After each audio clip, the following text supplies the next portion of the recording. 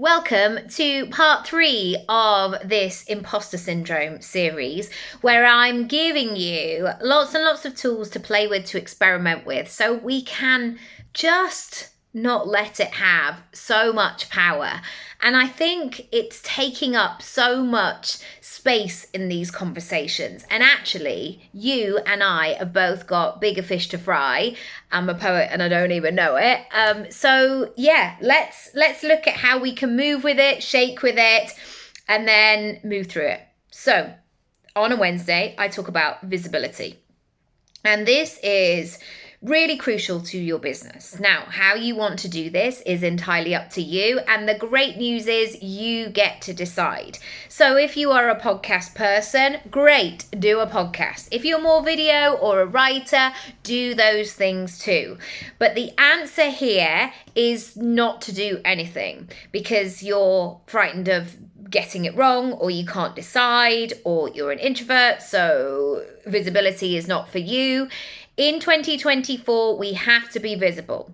Nobody can just put your name into Google and find you immediately. There has to be some kind of connection. The internet is too busy. So knowing those things and knowing that visibility has to be part in some shape or form of your brand, we have to find ways to work with it. And I've got 5 things for you to try today to make friends with it and move through it and do this on your terms.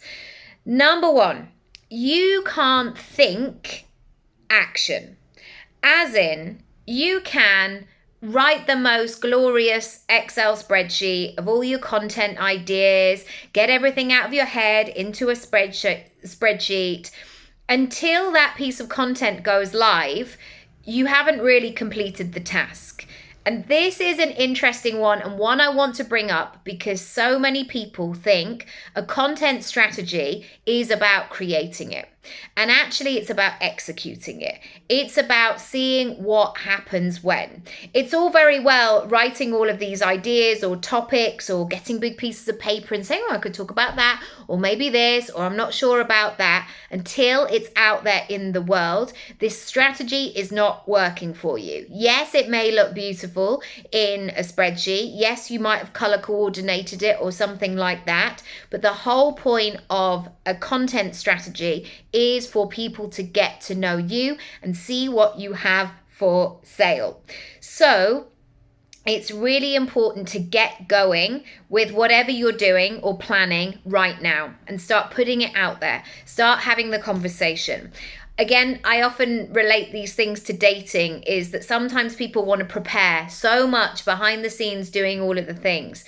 And actually, the first thing you probably need to do is to start talking to people. And it's the bit, I get it, that people don't want to do. Like, oh no, I'd rather just do all of this other stuff over here. But if you can begin that first conversation, and we're talking now again about your content and putting yourself out there, that's when things are going to begin to move. Number 2. I want you to set yourself up for success and don't try to be everything to everyone. And we get an opportunity here to have a voice and to use that voice in so many different ways.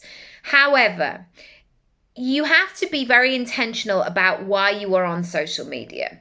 And I know for me that I am moving much more towards it being social and me seeing other people's things. But more importantly, it's about business for me. And I've really made that effort this year that I want to have more in-person interactions. I want to be offline more. I don't want to be staring at my phone the whole time. And so the time that I have online, I'm being very intentional with it. Why am I here? What am I doing? What is the purpose of this? And also, again, we can try and talk to everybody because we want to be inclusive. But what can happen sometimes is we're trying so hard to be inclusive and to second guess how people are going to receive something, or being frightened of being cancelled or something like that. And again, you'll have your own ways of doing this. Obviously, you don't want to get to a point where it's like, I don't know, I'll just say it. You don't want to do that either.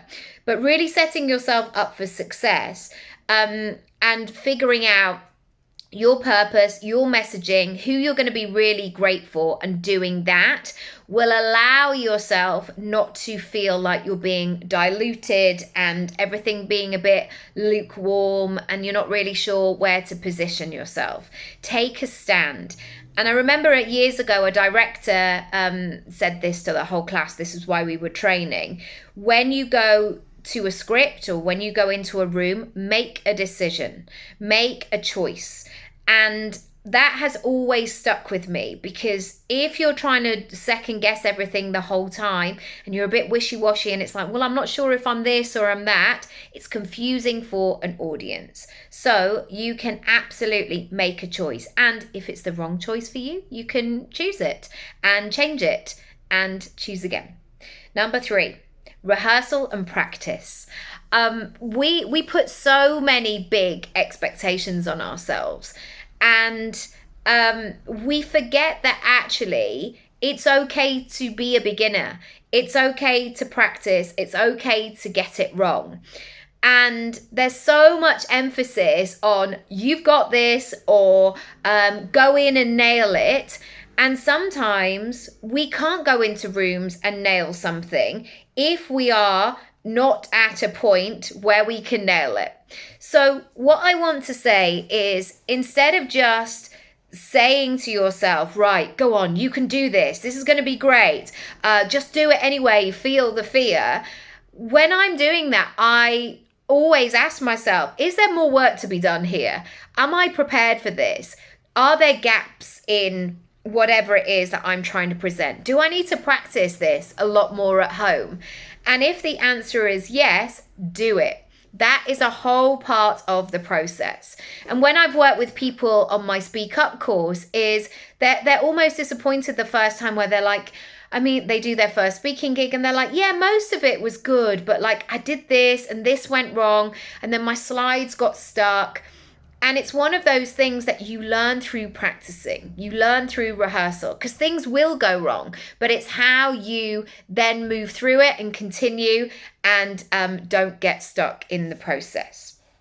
Number 4, a way to work with imposter syndrome. So that sense of, who am I to say this? What's the point? Am I qualified enough? However it shows up for you, is to be very intentional about the journey that you're taking people on. So there are some speakers, and yes, I've heard them, and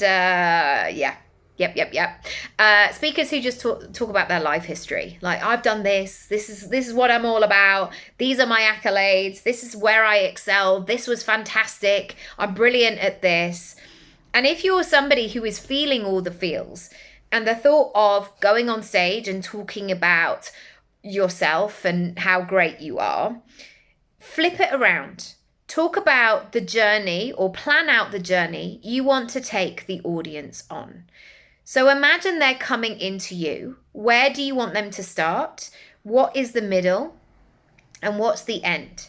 And as soon as you make it about the audience instead of about you, the imposter syndrome starts to move away, because you're too busy in that moment of, right, I'm going to lead the way here. We're going to do this. I've got you. I'm supporting you. I'm connected. I'm engaged in this conversation, rather than just being over here going, hi guys, I'm great. Hi, this is what I do. I'm amazing. That can lead to the little voice being unlocked. Whereas if we're in service mode, if we're in giving value mode, it's going to be so much easier. Number 5. This really, really works for me, and it's something I always incorporate into my speaking, into my content, is sensory storytelling. Sensory storytelling is brilliant for welcoming people in, creating imagery, keeping people engaged, really harnessing a point, really giving depth and flavor to what it is that you want to say. And I think sometimes people think, well, I've just got to read these 5 bullet points that I've written. And actually, I'm not sure about number 3. And when I say number 4, it makes me feel a bit ick. And that's when the voice of, is this a bit boring? Who are you to do this? Etc., etc. If you go into the storytelling, if you really get inside the point that you want to make and bring it to life, you go into being, again, productive, really showing up for what it is that you want to do and going from there. So let me know how you get on. If you want help in speaking, come over to Speak Up. There are 3 ways to join. I would love to have you and help and support you. And I'll see you tomorrow for part 4. If you missed part 1 and 2, by the way, go back. There are loads of things. The first in terms of your dreaming and your goal setting, and the second in terms of your money. They are juicy. Please share them with a friend or follow on Substack or subscribe to the YouTube channel. I would absolutely love that. Lots of love. Bye.